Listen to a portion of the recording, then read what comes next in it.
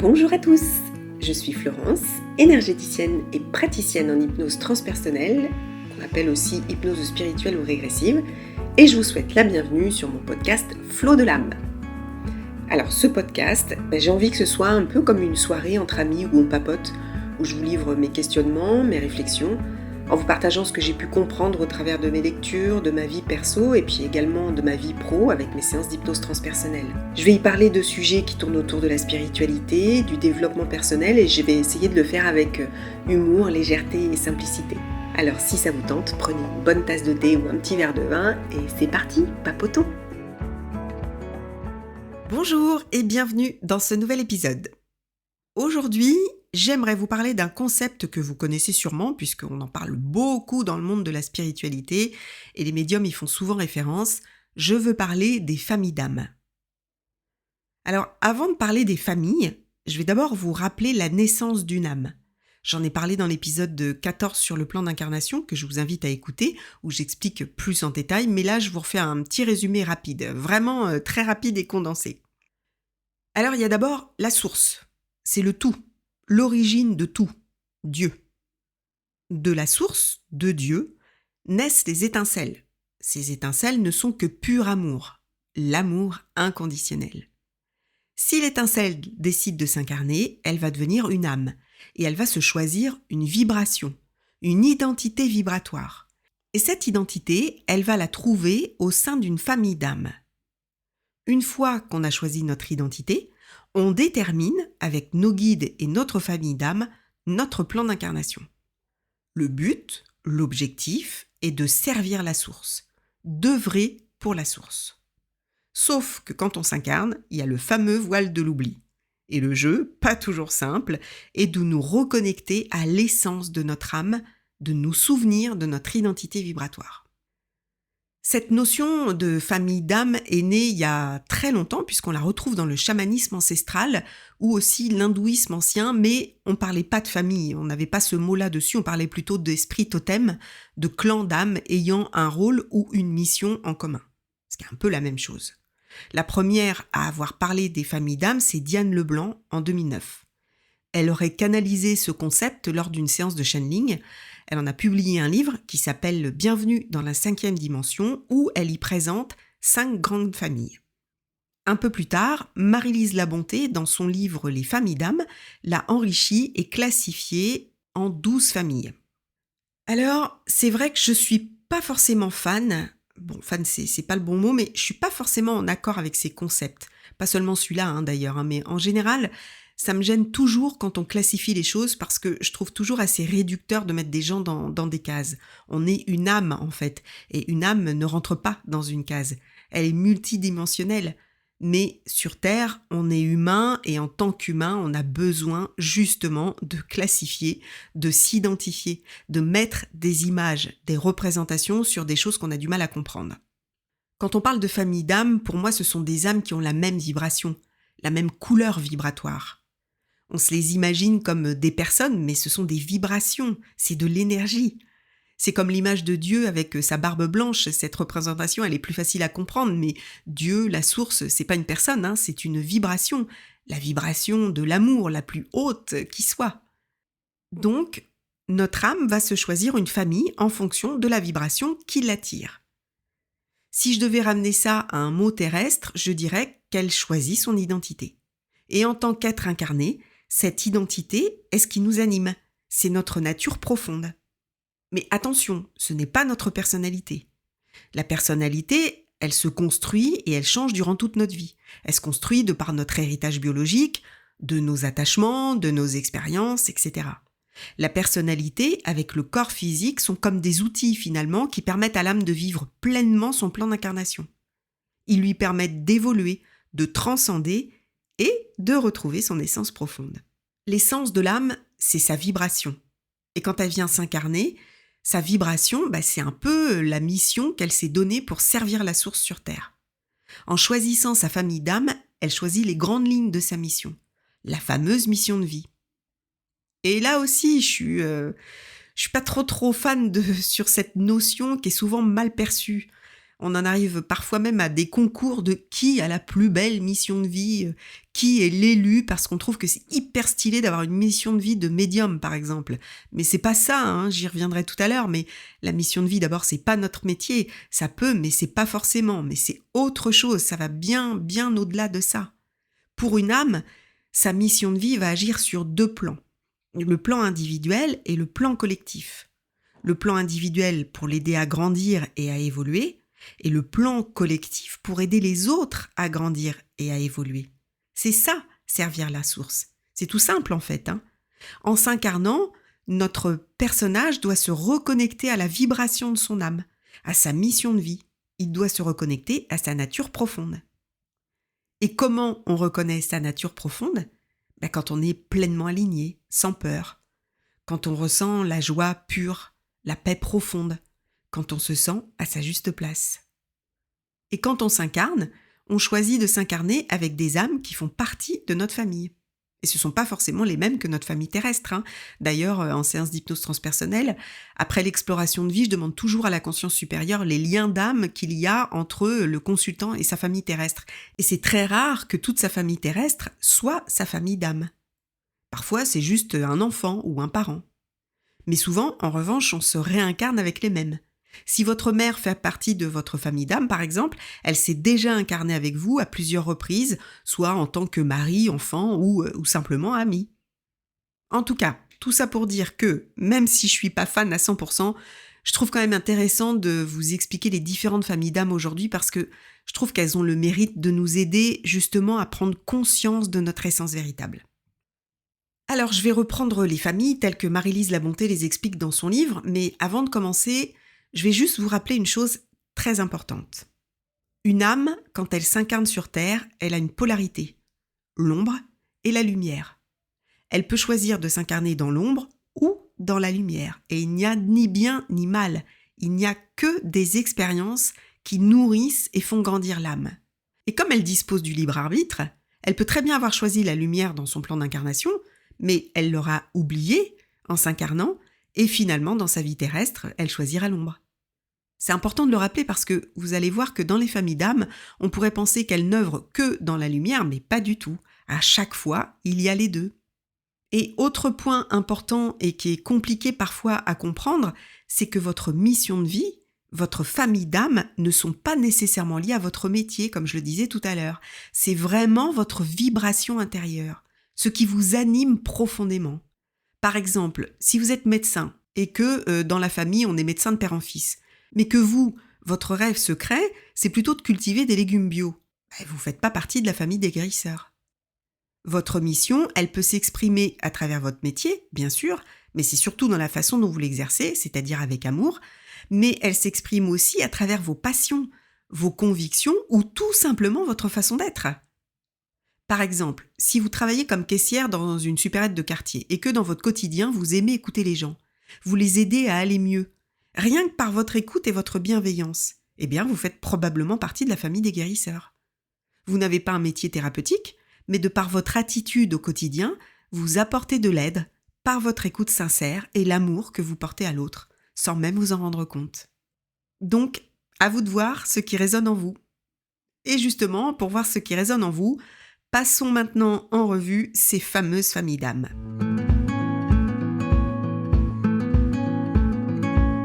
Et commençons par la famille des maîtres. Alors, les maîtres. Dans cette famille, on trouve les maîtres ascensionnés, comme Jésus, par exemple. Eux, en principe, ils n'ont plus besoin de revenir. Le job a été fait, pour eux, c'est bon. Pour les autres, celles qui se réincarnent, ce sont généralement de vieilles âmes, très évoluées spirituellement.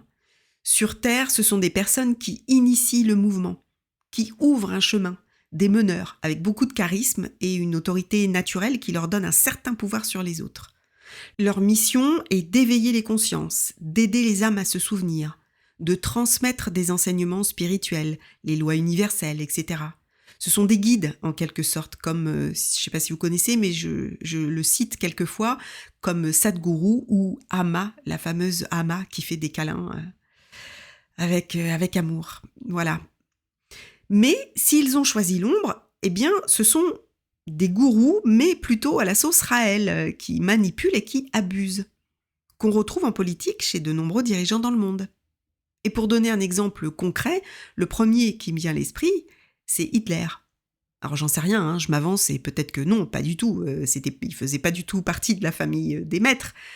Mais quand même, il a tout d'une âme de la famille des maîtres. Puissance d'influence, capacité par la parole à manipuler les masses, capacité à structurer, à orchestrer, à embarquer la foule avec une idéologie à vomir. Donc si on regarde objectivement, Hitler pourrait être une famille de cette famille des maîtres, mais qui s'est servi de cette énergie pour l'ombre la plus horrible qui soit. Donc vous voyez que on peut être une vieille âme, très évoluée spirituellement, mais on a choisi sur Terre de l'incarner dans l'ombre.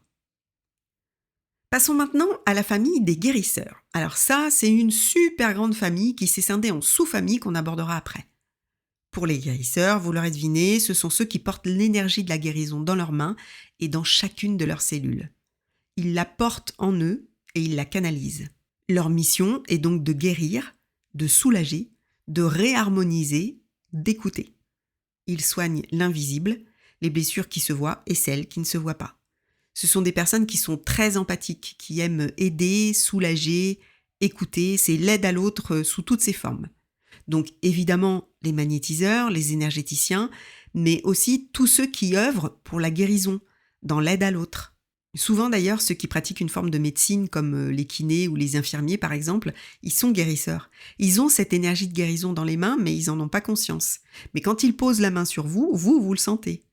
Et puis il y a aussi tous les thérapeutes, bien sûr, les personnes qui travaillent dans le social, l'humanitaire, les vétérinaires, bref, tous ceux qui œuvrent pour aider à la guérison. Première sous-partie des guérisseurs, les guerriers guérisseurs. Ce sont ceux qui protègent et qui défendent l'énergie de la guérison. Elles défendent la lumière. Concrètement, dans leur incarnation, ce sont des personnes qui luttent pour la justice, la dignité. Elles soignent en agissant. Elles se battent pour des causes nobles. Elles possèdent donc deux vibrations, celle du guérisseur et celle du guerrier. Elle guérit et elle défend. Ce sont des personnes qui agissent pour le collectif. Martin Luther King, par exemple, par ses actions, a guéri des consciences, une partie en tout cas. Et puis, à plus petite échelle, une personne qui travaille dans le social pour aider les migrants ou une personne qui fait du bénévolat au Resto du Cœur, par exemple. Autre sous-famille, les chamans.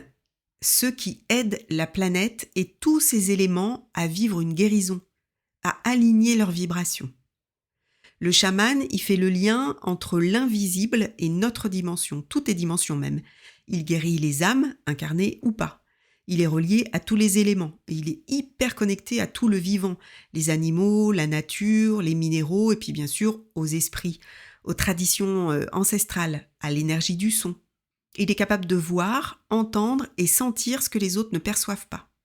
Sa mission, c'est de guider les âmes, de les accompagner dans leur transformation, d'aligner leurs vibrations, de les reconnecter à leur essence profonde. Et même s'il y a beaucoup de chamans en Amérique du Sud ou en Asie centrale, les chamans sont partout dans le monde. Si vous vous sentez hyper connecté avec la nature et les animaux, si le son d'un tambour vous donne des frissons, peut-être que vous en faites partie. Dernière sous-famille des guérisseurs, les guerriers enseignants. Ceux qui enseignent la guérison sous toutes ses formes. Ils transmettent leur savoir, leur compréhension, leur pouvoir de guérison. Ils veulent pas juste guérir l'autre, ils veulent lui apprendre à guérir à son tour, à se guérir lui-même et guérir les autres à leur tour. Ils enseignent, ils forment, ils guident, ils partagent. À travers leurs propres expériences, ils transmettent, pas pour se mettre en avant ni pour dire « je sais », non, c'est juste transmettre pour éveiller et aider l'autre à se guérir. Je sais pas ce que vous en pensez, mais moi je crois bien que je fais partie de cette famille. Passons maintenant à la famille des guerriers. L'essence même du guerrier, c'est de protéger. Ceux qui défendent, travaillent et agissent pour parer l'ombre et protéger les âmes. Ils dénoncent les injustices et ils agissent pour restaurer l'intégrité et protéger l'amour, la vérité. Une fois incarnés, on les retrouve souvent chez les avocats, les policiers, intègres évidemment, ou plus largement chez toutes les personnes qui défendent une cause ou juste une personne. On les retrouve aussi bien sûr chez les militants, chez des gens qui s'engagent à fond, ils passent pas par quatre chemins, quitte à choquer ou à bousculer. Ils ont une force intérieure qui leur permet de foncer coûte que coûte, rien ne les arrête. Exemple de notre époque, à mon sens, je pense à Greta Thunberg, par exemple. La famille des alchimistes fées. Alors, ces âmes sont là pour spiritualiser la matière. Concrètement, ça veut dire quoi? Pour être totalement honnête, j'ai beaucoup de mal à l'expliquer celle-ci parce que justement, c'est difficilement palpable. Les fées, elles sont discrètes, un peu vaporeuses, elles font pas de bruit, elles travaillent en douceur, elles transforment, elles apportent de la beauté au monde, elles apaisent. Ce sont des magiciennes, elles transmutent l'ombre en lumière. Elles sont souvent attirées par les arts subtils comme le tarot, les plantes, les rituels, la peinture, la poésie. Elles fonctionnent beaucoup à l'instinct, à l'intuition. C'est ce jardinier, par exemple, qui va transformer une friche en un espace harmonieux. C'est cette femme qui va donner du sens à votre blessure, juste comme ça, au détour d'une conversation. Tout ce qu'elles font, elles le font avec amour. Et c'est en ça qu'elles sont des alchimistes, parce que tout ce qu'elles touchent, en fait, elles le transforment en vibration d'amour. Elles mettent de la beauté dans la vie, quoi. On devrait tous avoir une fée dans nos vies. La famille de la communication. Alors, eux, ce sont des messagers qui communiquent et qui transmettent l'amour sous une multitude de formes.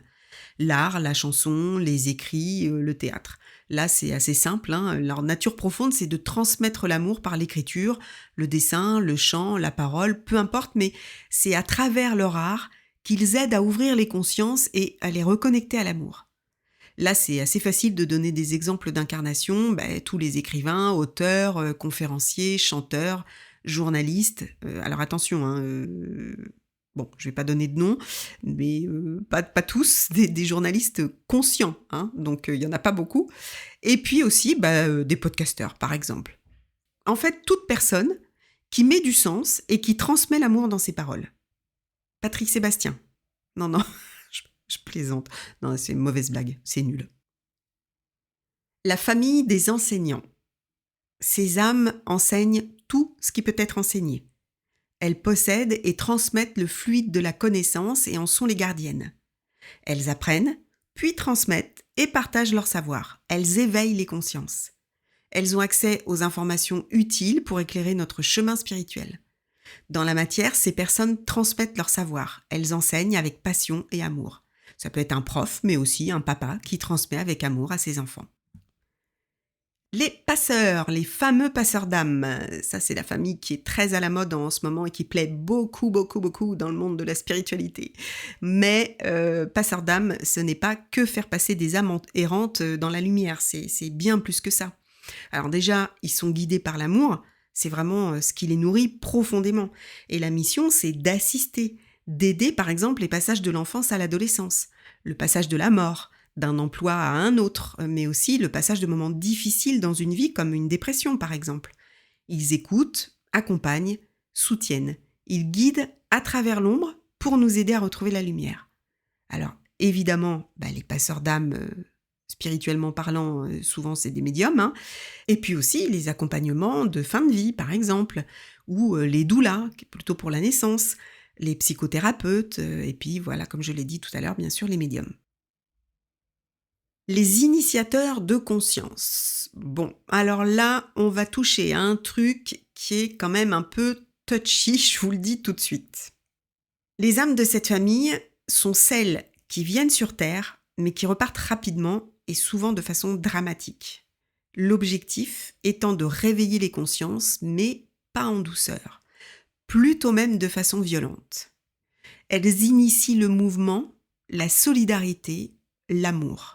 À travers une catastrophe naturelle, par exemple, ou une tuerie de masse.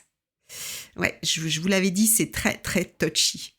En fait, il faut se rappeler que notre planète doit évoluer. Sa vibration doit évoluer. Et l'un des moyens, radical, certes, c'est un choc qui va nous faire prendre conscience que les choses doivent changer. Je vous disais tout à l'heure qu'une âme, elle œuvre pour elle, individuellement, mais aussi collectivement. Bien là, typiquement, les initiateurs de conscience, ce sont des âmes qui œuvrent avant tout pour le collectif. Si je voulais donner un exemple, ce serait Jésus. Jésus, pour changer le monde et rappeler aux hommes qui ne sont que l'amour, il a été crucifié. C'était le moyen pour que le monde n'oublie pas. Voilà, je donne pas d'autres exemples, hein, il y en a beaucoup sur terre en ce moment. Donc si vraiment vous vous posez, vous verrez que oui, il y a beaucoup d'ombre, mais dans l'atrocité de cette ombre, c'est horrible, mais elle permet d'amener de la lumière. Et pour amener une touche, d'optimisme, parce que j'en suis convaincue, la lumière l'emporte toujours. Donc merci du fond du cœur aux âmes qui ont choisi d'être des initiateurs de conscience. Les piliers. Bon, alors là, je vais pas m'étendre parce que d'une, visiblement, ces âmes ne sont pas très présentes sur Terre, et deux, j'ai du mal à comprendre leur mission. Donc, d'après ce que dit Marie-Lise Labonté, ces âmes viennent enraciner les plans célestes dans la profondeur de la Terre, recréer les connexions entre les différents sites sacrés de la planète. Alors concrètement, une fois incarnées, qui sont-elles ? J'en sais rien. Désolée, hein, mais je préfère m'en tenir là que de vous raconter n'importe quoi. Et puis si ça vous parle, n'hésitez pas à m'écrire pour m'éclairer un peu. Ça sera avec plaisir. Et pour finir, la famille des mécaniciens. Alors, ces âmes, elles sont là pour réparer la planète. Elles agissent dans la réparation de certains circuits du tissu planétaire. Elles s'occupent de la Terre en fait, hein, du sol, de l'air, de l'atmosphère, de tous les éléments. Et dans le subtil, elles réparent les circuits énergétiques. Les bricoleurs, les inventeurs ou même plus simplement quelqu'un qui va entreprendre de replanter des arbres après un feu de forêt. Il est à l'écoute des besoins de la Terre et il répare.